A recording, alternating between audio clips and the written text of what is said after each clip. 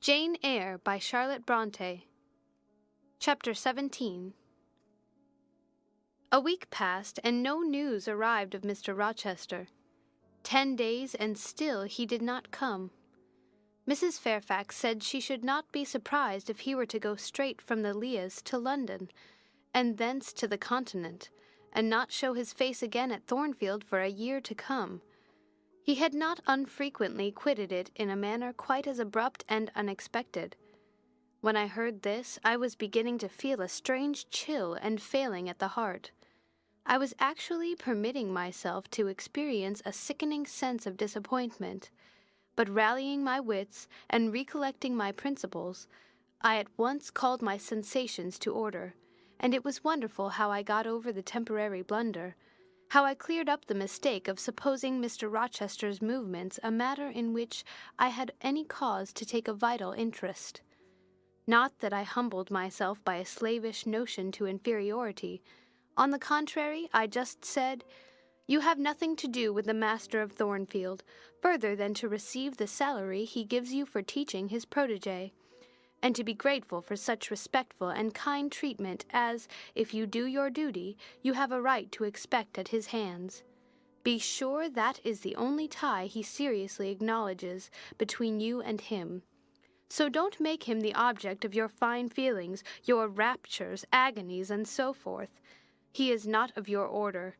Keep to your caste, and be too self-respecting to lavish the love of the whole heart, soul, and strength where such a gift is not wanted and should be despised." I went on with my day's business tranquilly, but ever and anon vague suggestions kept wandering across my brain of reasons why I should quit Thornfield, and I kept involuntarily framing advertisements and pondering conjectures about new situations. These thoughts I did not think to check. They might germinate and bear fruit if they could. Mr. Rochester had been absent upwards of a fortnight when the post brought Mrs. Fairfax a letter. "It is from the master," said she, as she looked at the direction. "Now I suppose we shall know whether we are to expect his return or not." And while she broke the seal and perused the document, I went on taking my coffee. We were at breakfast. It was hot, and I attributed to that circumstance a fiery glow which suddenly rose to my face. Why my hand shook, and why I involuntarily spilt half the contents of my cup into my saucer, I did not choose to consider. "Well, I sometimes think we are too quiet, but we run a chance of being busy enough now, for a little while at least," said Mrs. Fairfax, still holding the note before her spectacles. Ere I permitted myself to request an explanation, I tied the string of Adele's pinafore, which happened to be loose. Having helped her also to another bun and refilled her mug with milk, I said nonchalantly, "Mr. Rochester is not likely to return soon, I suppose?" "Indeed he is. In 3 days, he says. That will be next Thursday, and not alone either. I don't know how many of the fine people at the Leas are coming with him. He sends directions for all the best bedrooms to be prepared, and the library and drawing-rooms are to be cleaned out. I am to get more kitchen hands from the George Inn at Millcote, and from wherever else I can, and the ladies will bring their maids and the gentlemen their valets, so we shall have a full house of it." And Mrs. Fairfax swallowed her breakfast and hastened away to commence operations. The 3 days were, as she had foretold, busy enough. I had thought all the rooms at Thornfield beautifully clean and well arranged, but it appears I was mistaken. 3 women were got to help, and such scrubbing, such brushing, such washing of paint and beating of carpets, such taking down and putting up of pictures, such polishing of mirrors and lustres, such lighting of fires in bedrooms, such airing of sheets and feather beds on hearths, I never beheld, either before or since. Adele ran quite wild in the midst of it. The preparations for company and the prospect of their arrival seemed to throw her into ecstasies. She would have Sophie to look over all her toilettes, as she called frocks, to furbish up any that were passé, and to air and arrange the new. For herself, she did nothing but caper about in the front chambers, jump on and off the bedsteads, and lie on the mattresses and piled up bolsters and pillows before the enormous fires roaring in the chimneys. From school duties she was exonerated. Mrs. Fairfax had pressed me into her service, and I was all day in the storeroom, helping or hindering her and the cook, learning to make custards and cheesecakes and French pastry, to truss game and garnish dessert dishes. The party were expected to arrive on Thursday afternoon, in time for dinner at 6. During the intervening period, I had no time to nurse chimeras, and I believe I was as active and gay as anybody, Adele excepted. Still, now and then, I received a damping check to my cheerfulness, and was, in spite of myself, thrown back on the region of doubts and portents, and dark conjectures. This was when I chanced to see the third-story staircase door, which of late had always been kept locked, open slowly and give passage to the form of Grace Poole, in prim cap, white apron, and handkerchief.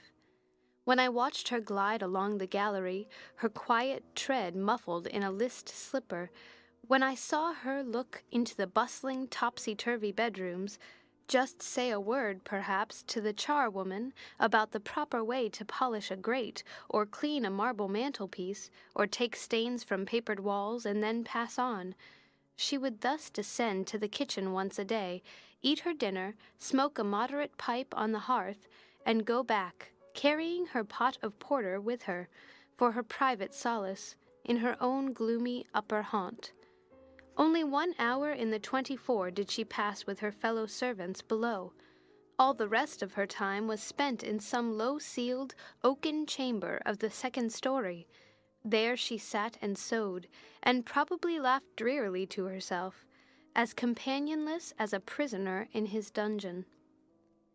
The strangest thing of all was that not a soul in the house, except me, noticed her habits or seemed to marvel at them. No one discussed her position or employment. No one pitied her solitude or isolation.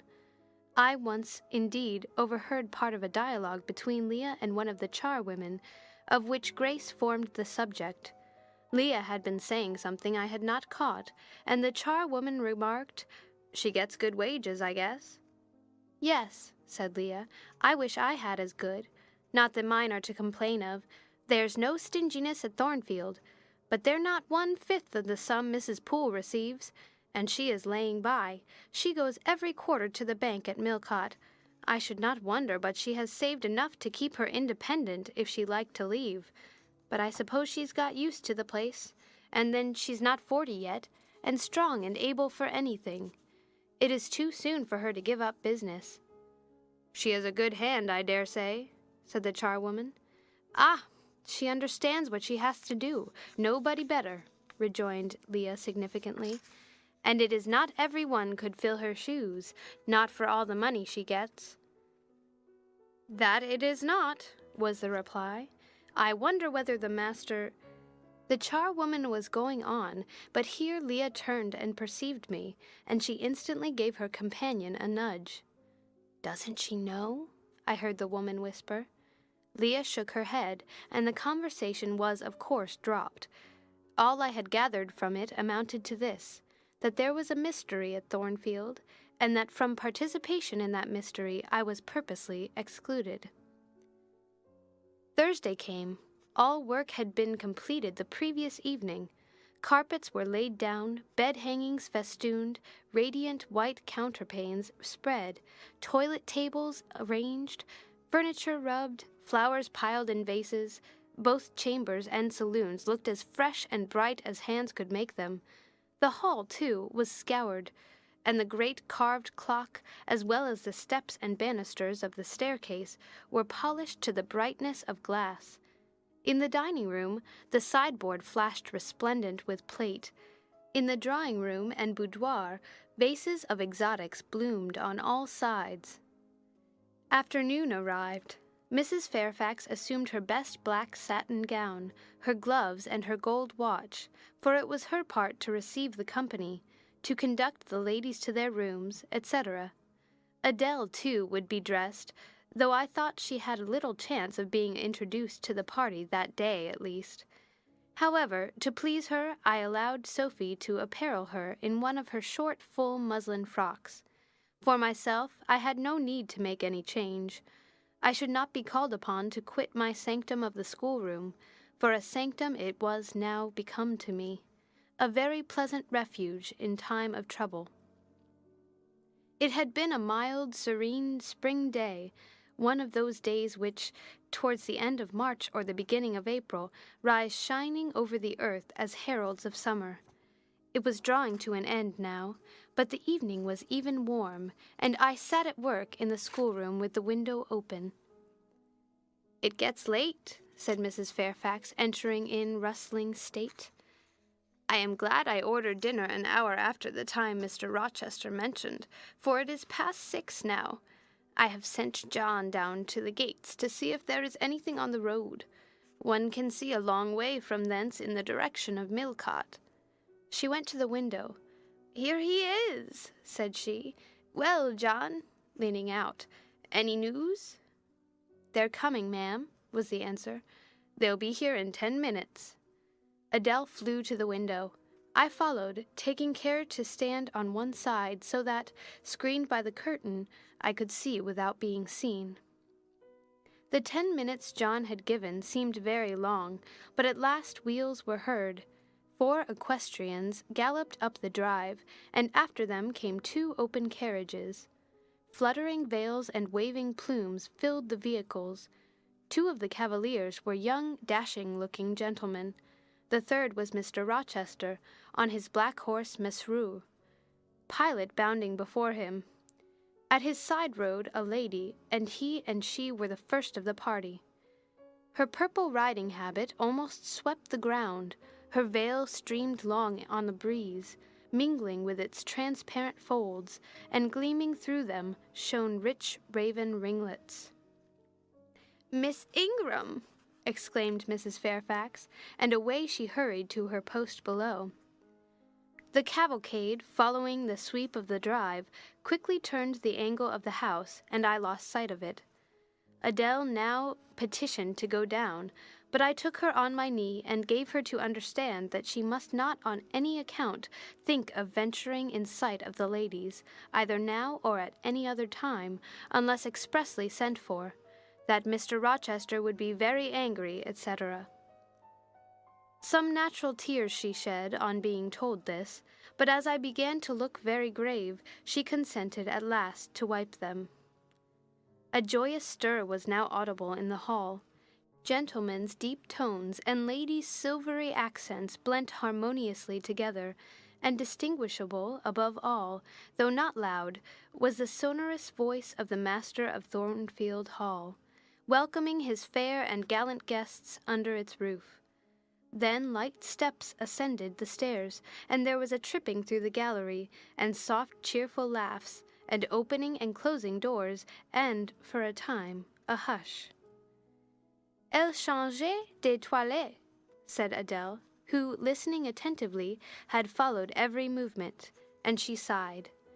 "Chez maman," said she, "quand il y avait des monde, je les suivais par terre, au salon et leur chambre. Souvent j'ai regardé les femmes des chambres coiffer et habiller les dames, et c'était si amusant comme cela en apprend." "Don't you feel hungry, Adele?" "Mais oui, mademoiselle. Voilà 5 ou 6 heures que nous n'avons pas mangé." "Well now, while the ladies are in their rooms, I will venture down and get you something to eat." And issuing from my asylum with precaution, I sought a back stairs which conducted directly to the kitchen. All in that region was fire and commotion. The soup and fish were in the last stage of projection, and the cook hung over her crucibles in a frame of mind and body threatening spontaneous combustion. In the servants' hall 2 coachmen and 3 gentlemen's gentlemen stood or sat round the fire. The Abigails, I suppose, were upstairs with their mistresses. The new servants that had been hired from Millcote were bustling about everywhere. Threading this chaos, I at last reached the larder. There I took possession of a cold chicken, a roll of bread, some tarts, a plate or two, and a knife and fork. With this booty I made a hasty retreat. I had regained the gallery and was just shutting the back door behind me when an accelerated hum warned me that the ladies were about to issue from their chambers. I could not proceed to the schoolroom without passing some of their doors and running the risk of being surprised with my cargo of victuallage. So I stood still at this end, which, being windowless, was dark. Quite dark now, for the sun was set and twilight gathering. Presently the chambers gave up their fair tenants, one after another.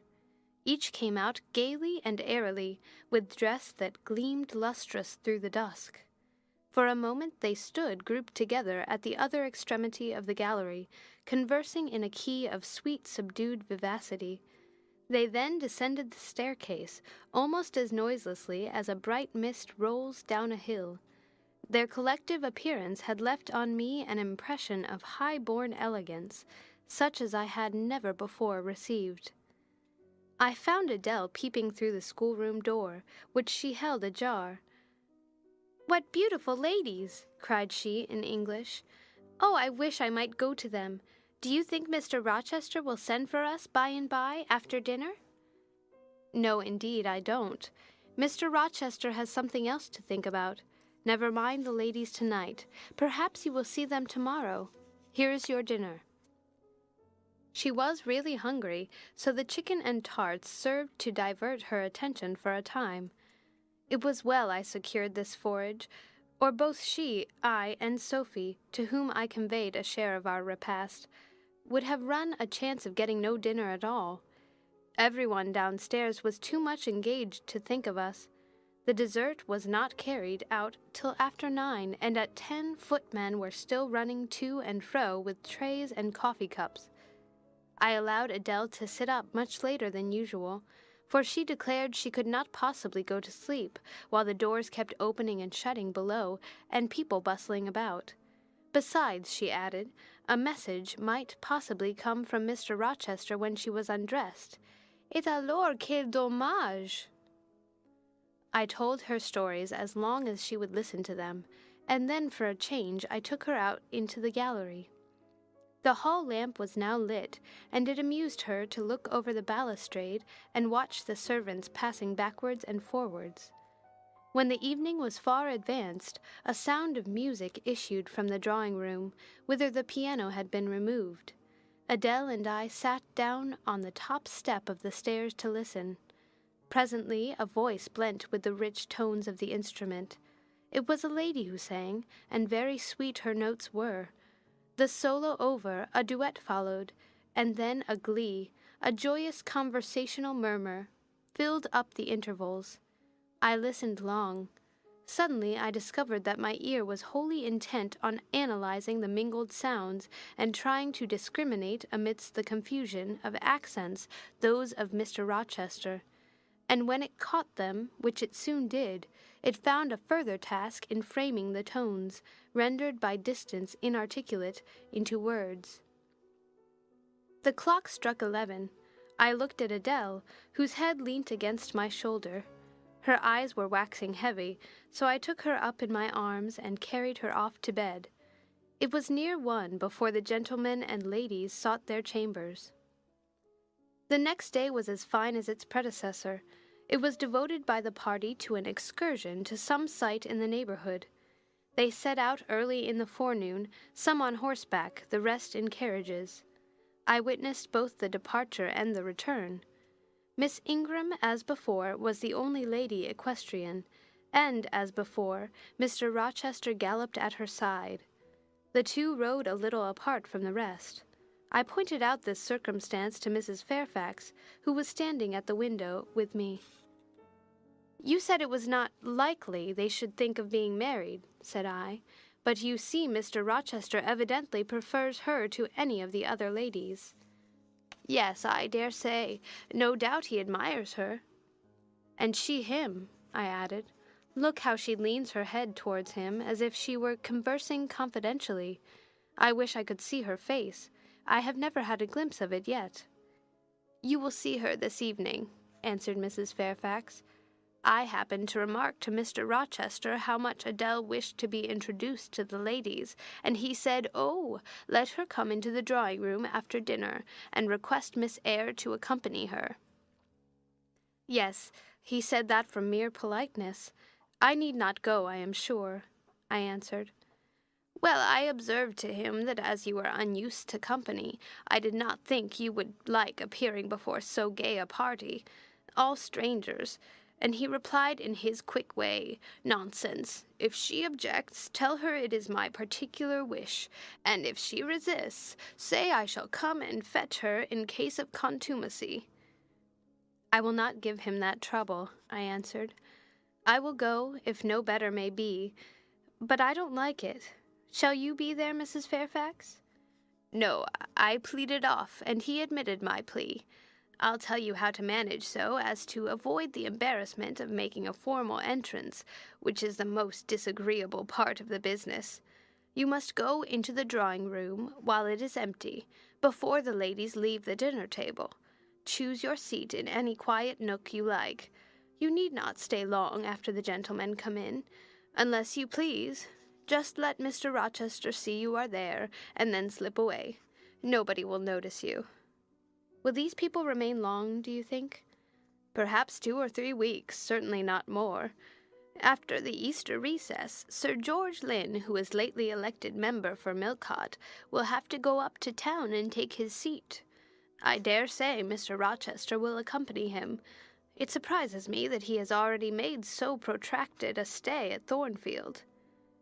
It was with some trepidation that I perceived the hour approach when I was to repair with my charge to the drawing-room.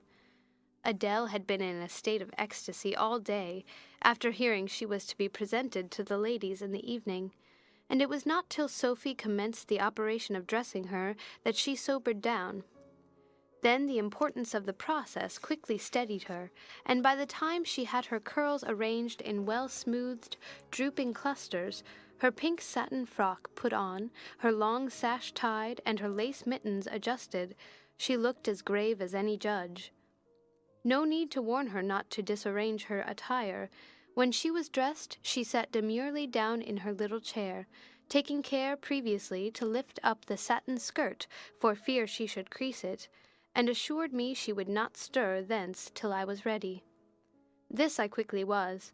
My best dress, the silver grey one, purchased for Miss Temple's wedding and never worn since, was soon put on, my hair was soon smoothed, my sole ornament, the pearl brooch, soon assumed.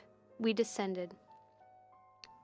Fortunately, there was another entrance to the drawing-room than that through the saloon, where they were all seated at dinner. We found the apartment vacant, a large fire burning silently on the marble hearth, and wax candles shining in bright solitude amid the exquisite flowers with which the tables were adorned. The crimson curtain hung before the arch. Slight as was the separation, this drapery formed from the party in the adjoining saloon. They spoke in so low a key that nothing of their conversation could be distinguished beyond a soothing murmur. Adele, who appeared to be still under the influence of a most solemnizing impression, sat down, without a word, on the footstool I pointed out to her. I retired to a window seat, and taking a book from a table near, endeavored to read. Adele brought her stool to my feet. Ere long she touched my knee. "What is it, Adele?" "Est-ce que je ne puis pas prendre un seul de ces fleurs magnifiques, mademoiselle, seulement pour compléter ma toilette?" "You think too much of your toilette, Adele, but you may have a flower." And I took a rose from a vase and fastened it in her sash. She sighed a sigh of ineffable satisfaction, as if her cup of happiness were now full. I turned my face away to conceal a smile I could not suppress. There was something ludicrous as well as painful in the little Parisian's earnest and innate devotion to matters of dress. A soft sound of rising now became audible. The curtain was swept back from the arch. Through it appeared the dining room, with its lit luster pouring down light on the silver and glass of a magnificent dessert service covering a long table. A band of ladies stood in the opening. They entered, and the curtain fell behind them. There were but 8, yet somehow as they flocked in, they gave the impression of a much larger number. Some of them were very tall. Many were dressed in white, and all had a sweeping amplitude of array that seemed to magnify their persons as a mist magnifies the moon. I rose and curtsied to them. 1 or 2 bent their heads in return, the others only stared at me. They dispersed about the room, reminding me, by the lightness and buoyancy of their movements, of a flock of white plumy birds. Some of them threw themselves in half-reclining positions on the sofas and ottomans. Some bent over the tables and examined the flowers and books. The rest gathered in a group round the fire. All talked in a low but clear tone which seemed habitual to them.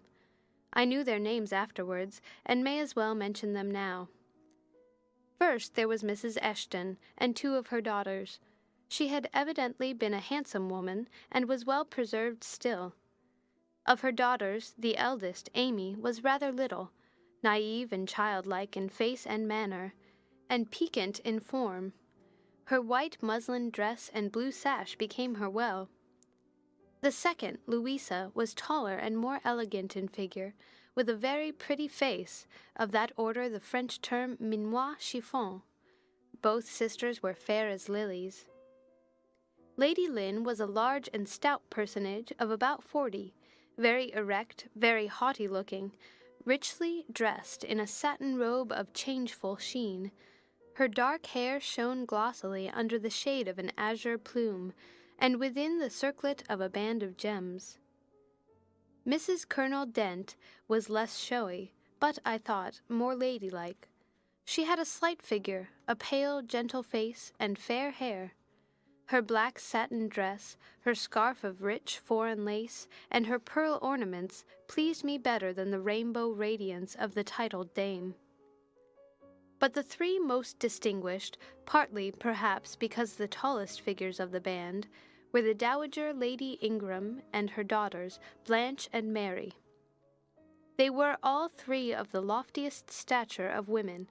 The Dowager might be between 40 and 50.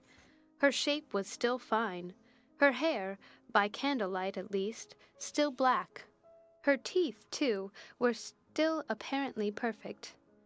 Most people would have termed her a splendid woman of her age, and so she was, no doubt, physically speaking. But then there was an expression of almost insupportable haughtiness in her bearing and countenance. She had Roman features and a double chin disappearing into a throat like a pillar. These features appeared to me not only inflated and darkened, but even furrowed with pride. And the chin was sustained by the same principle, in a position of almost preternatural erectness. She had, likewise, a fierce and a hard eye. It reminded me of Mrs. Reed's. She mouthed her words in speaking. Her voice was deep, its inflections very pompous, very dogmatical, very intolerable, in short. A crimson velvet robe and a shawl turban of some gold-wrought Indian fabric invested her, I suppose she thought, with a truly imperial dignity. Blanche and Mary were of equal stature, straight and tall as poplars. Mary was too slim for her height, but Blanche was molded like a Dian. I regarded her, of course, with special interest. First, I wished to see whether her appearance accorded with Mrs. Fairfax's description. Secondly, whether it at all resembled the fancy miniature I had painted of her.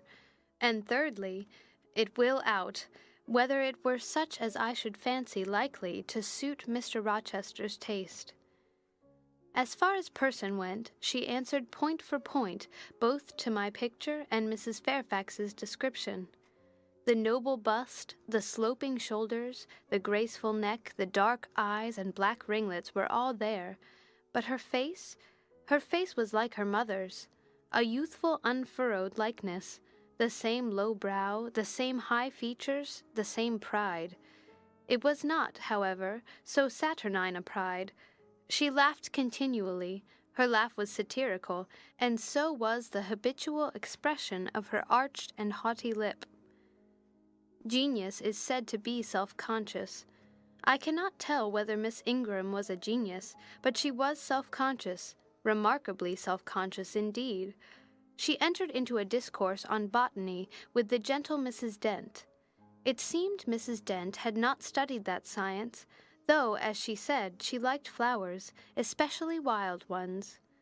Miss Ingram had, and she ran over its vocabulary with an air. I presently perceived she was, what is vernacularly termed, trailing Mrs. Dent, that is, playing on her ignorance. Her trail might be clever, but it was decidedly not good-natured. She played. Her execution was brilliant. She sang. Her voice was fine. She talked French apart to her mamma, and she talked it well, with fluency and with a good accent. Mary had a milder and more open countenance than Blanche, softer features, too, and a skin some shades fairer. Miss Ingram was dark as a Spaniard, but Mary was deficient in life. Her face lacked expression, her eye lustre. She had nothing to say, and having once taken her seat, remained fixed like a statue in its niche. The sisters were both attired in spotless white. And did I now think Miss Ingram such a choice as Mr. Rochester would be likely to make? I could not tell. I did not know his taste in female beauty. If he liked the majestic, she was the very type of majesty. Then she was accomplished, sprightly. Most gentlemen would admire her, I thought, and that he did admire her, I already seemed to have obtained proof. To remove the last shade of doubt, it remained but to see them together. You are not to suppose, reader, that Adele has all this time been sitting motionless on the stool at my feet. No, when the ladies entered, she rose, advanced to meet them, made a stately reverence, and said with gravity, "Bonjour, mesdames." And Miss Ingram had looked down at her with a mocking air, and exclaimed, "Oh, what a little puppet!" Lady Lynn had remarked, "It is Mr. Rochester's ward, I suppose, the little French girl he was speaking of." Mrs. Dent had kindly taken her hand and given her a kiss. Amy and Louisa Eshton had cried out simultaneously, "What a love of a child!" And then they had called her to a sofa, where she now sat ensconced between them, chattering alternately in French and broken English, absorbing not only the young lady's attention, but that of Mrs. Eshton and Lady Lynn, and getting spoilt to her heart's content. At last coffee is brought in, and the gentlemen are summoned. I sit in the shade, if any shade there be in this brilliantly lit apartment. The window curtain half hides me. Again the arch yawns. They come. The collective appearance of the gentlemen, like that of the ladies, is very imposing. They are all costumed in black. Most of them are tall, some young. Henry and Frederick Lynn are very dashing sparks indeed, and Colonel Dent is a fine soldierly man. Mr. Eshton, the magistrate of the district, is gentlemanlike. His hair is quite white, his eyebrows and whiskers still dark, which gives him something of the appearance of a Père Noble de Théâtre. Lord Ingram, like his sisters, is very tall. Like them, also, he is handsome, but he shares Mary's apathetic and listless look. He seems to have more length of limb than vivacity of blood or vigor of brain. And where is Mr. Rochester? He comes in last. I am not looking at the arch, yet I see him enter. I try to concentrate my attention on those netting needles, on the meshes of the purse I am forming. I wish to think only of the work I have in my hands, to see only the silver beads and silk threads that lie in my lap, whereas I distinctly behold his figure, and I inevitably recall the moment when I last saw it. just after I had rendered him what he deemed an essential service, and he, holding my hand and looking down on my face, surveyed me with eyes that revealed a heart full and eager to overflow, in whose emotions I had a part. How near had I approached him at that moment? What had occurred since, calculated to change his and my relative positions? Yet now, how distant, how far estranged we were. So far estranged that I did not expect him to come and speak to me. I did not wonder when, without looking at me, he took a seat at the other side of the room and began conversing with some of the ladies.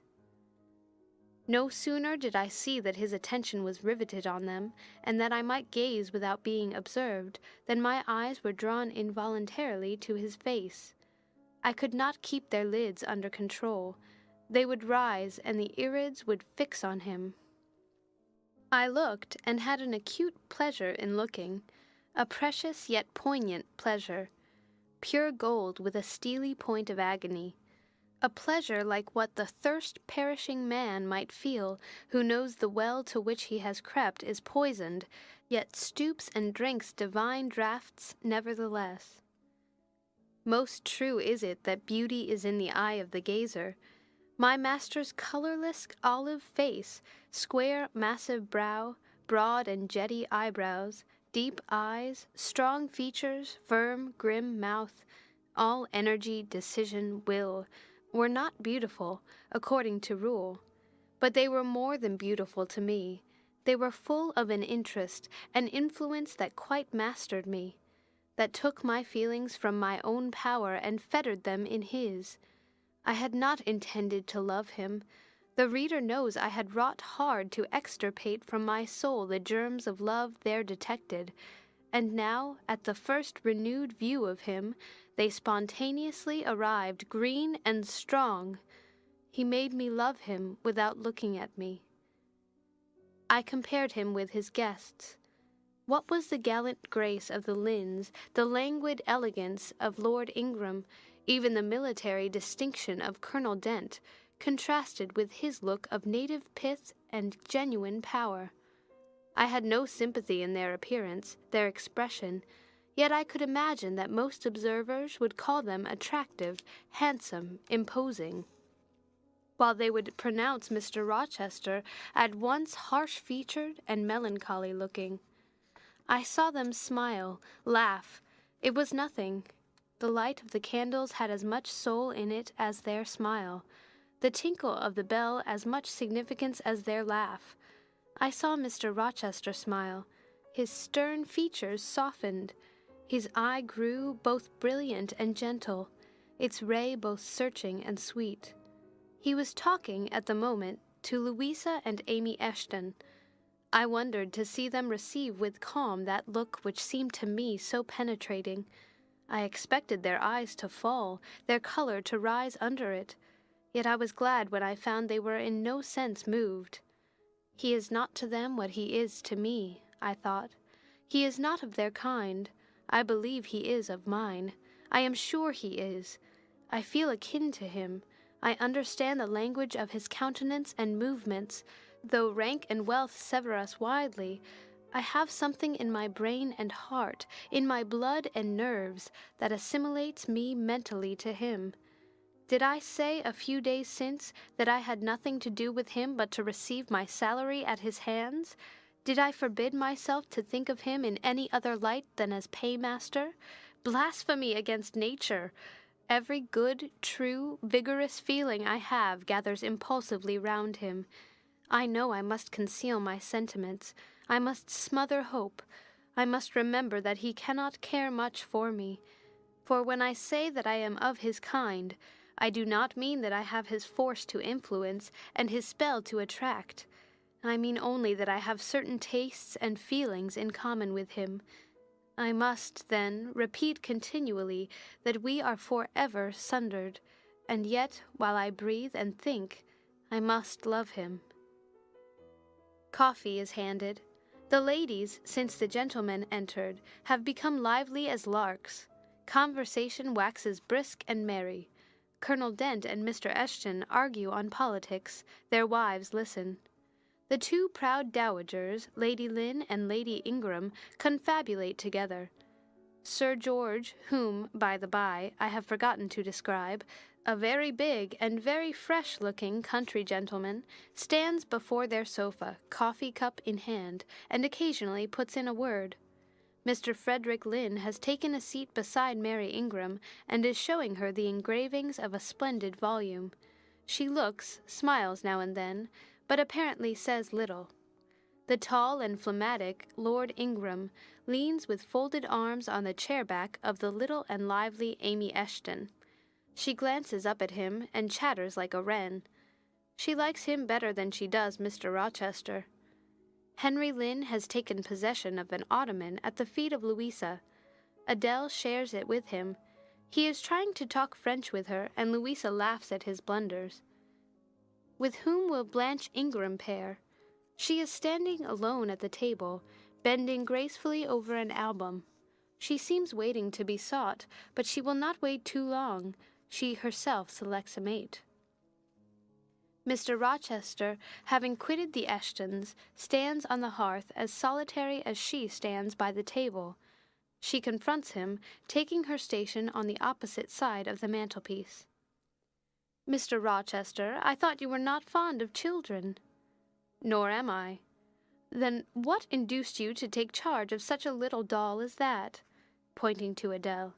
"Where did you pick her up?" "I did not pick her up. She was left on my hands." "You should have sent her to school."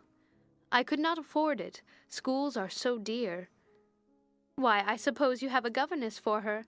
I saw a person with her just now. Is she gone?" "Oh, no, there she is still, behind the window curtain. You pay her, of course.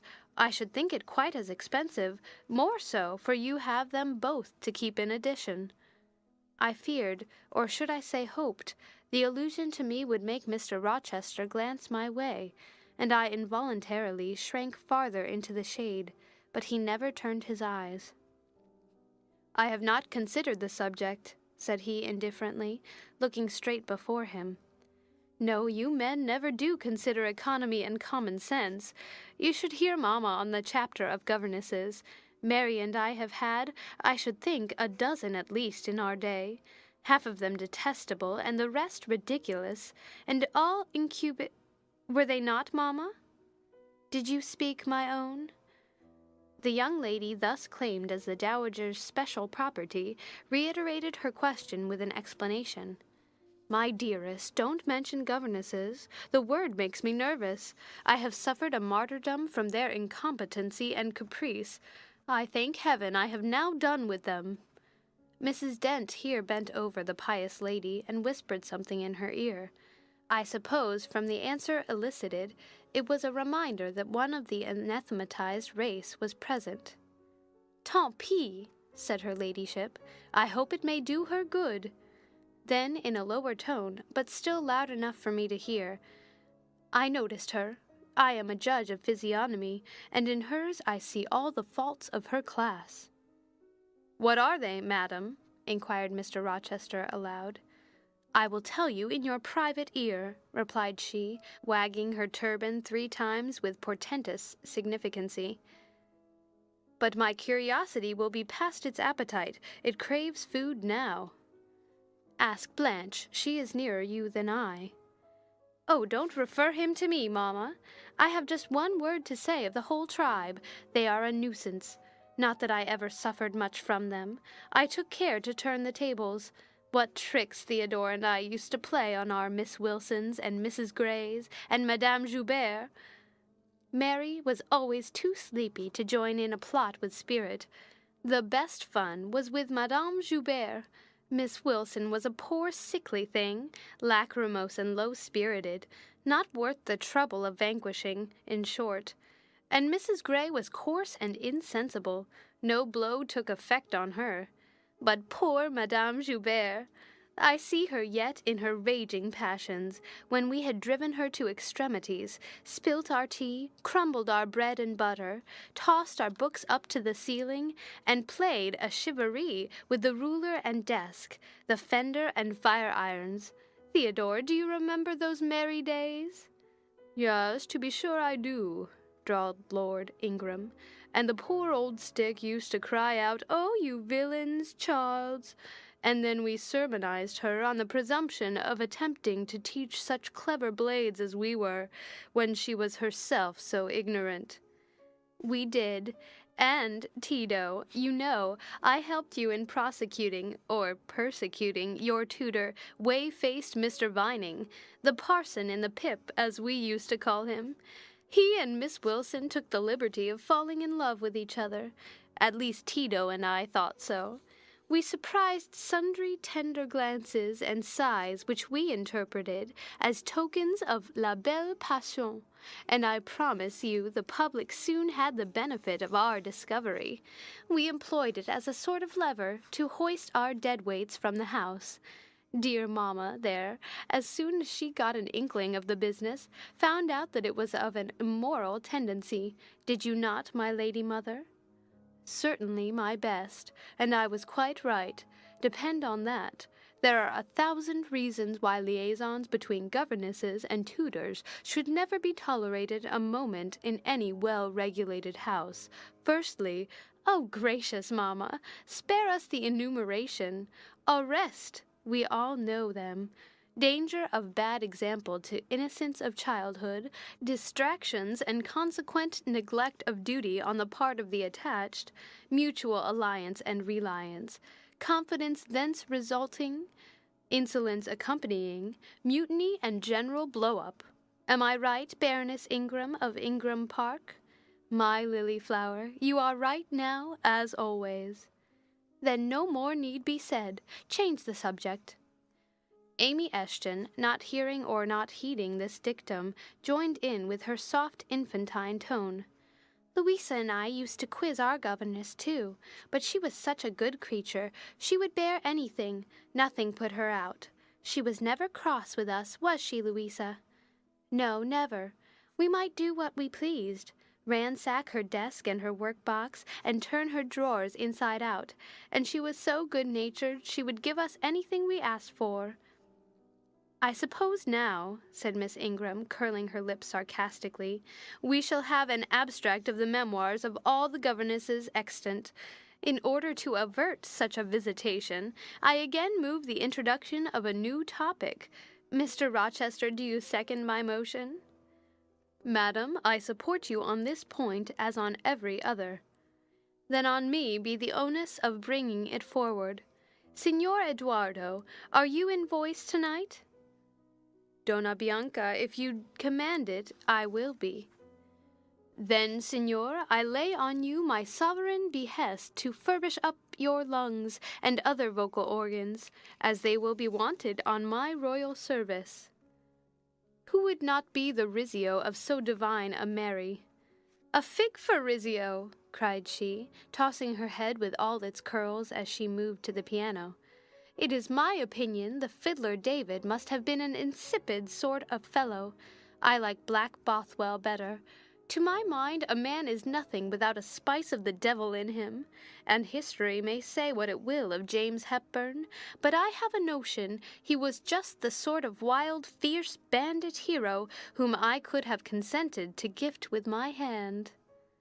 "Gentlemen, you hear. Now which of you most resembles Bothwell?" cried Mr. Rochester. "I should say the preference lies with you," responded Colonel Dent. "On my honor, I am much obliged to you," was the reply. Miss Ingram, who had now seated herself with proud grace at the piano, spreading out her snowy robes in queenly amplitude, commenced a brilliant prelude, talking meantime. She appeared to be on her high horse tonight. Both her words and her air seemed intended to excite not only the admiration, but the amazement of her auditors. She was evidently bent on striking them as something very dashing and daring indeed. "Oh, I am so sick of the young men of the present day," exclaimed she, rattling away at the instrument. "Poor puny things, not fit to stir a step beyond Papa's park gates, nor to go even so far without Mamma's permission and guardianship. Creatures so absorbed in care about their pretty faces, and their white hands, and their small feet, as if a man had anything to do with beauty, as if loveliness were not the special prerogative of women, her legitimate appanage and heritage. I grant an ugly woman is a blot on the fair face of creation, but as to the gentlemen, let them be solicitous to possess only strength and valor. Let their motto be, hunt, shoot, and fight. The rest is not worth a fillip. Such should be my device were I a man. Whenever I marry, she continued after a pause which none interrupted, I am resolved my husband shall not be a rival, but a foil to me. I will suffer no competitor near the throne. I shall exact an undivided homage. His devotions shall not be shared between me and the shape he sees in his mirror. Mr. Rochester, now sing, and I will play for you. I am all obedience, was the response. Here, then, is a corsair song. Know that I dote on corsairs, and for that reason sing it con spirito. Commands from Miss Ingram's lips would put spirit into a mug of milk and water. Take care, then. If you don't please me, I will shame you by showing how such things should be done. That is offering a premium on incapacity. I shall now endeavor to fail. Gardez-vous en bien. If you err wilfully, I shall devise a proportionate punishment. Miss Ingram ought to be clement, for she has it in her power to inflict a chastisement beyond mortal endurance. Ha! Explain, commanded the lady. Pardon me, madame. No need of explanation. Your own fine sense must inform you that one of your frowns would be a sufficient substitute for capital punishment. Sing, said she, and again touching the piano, she commenced an accompaniment in spirited style. Now is my time to slip away, thought I, but the tones that then severed the air arrested me. Mrs. Fairfax had said Mr. Rochester possessed a fine voice. He did, a mellow, powerful bass into which he threw his own feeling, his own force, finding a way through the ear to the heart, and there waking sensation strangely. I waited till the last deep and full vibration had expired, till the tide of talk, checked an instant, had resumed its flow. I then quitted my sheltered corner, and made my exit by the side door, which was fortunately near. Thence a narrow passage led into the hall. In crossing it, I perceived my sandal was loose. I stopped to tie it, kneeling down for that purpose on the mat at the foot of the staircase. I heard the dining-room door unclose. A gentleman came out. Rising hastily, I stood face to face with him. It was Mr. Rochester. "How do you do?" he asked. "I am very well, sir." "Why did you not come and speak to me in the room?" I thought I might have retorted the question on him who put it, but I would not take that freedom. I answered, "I did not wish to disturb you, as you seemed engaged, sir." "What have you been doing during my absence?"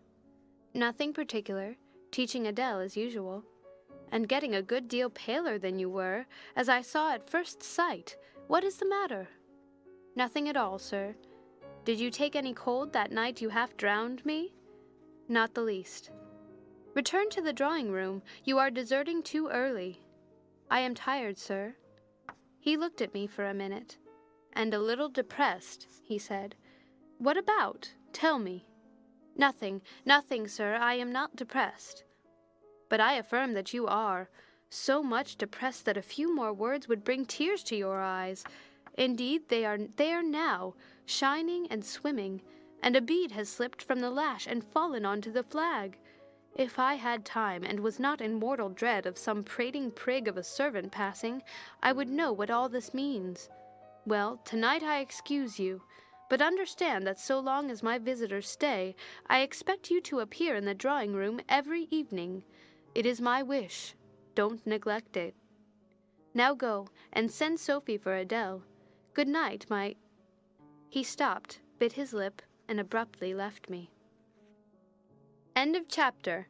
Read by Amanda Eland.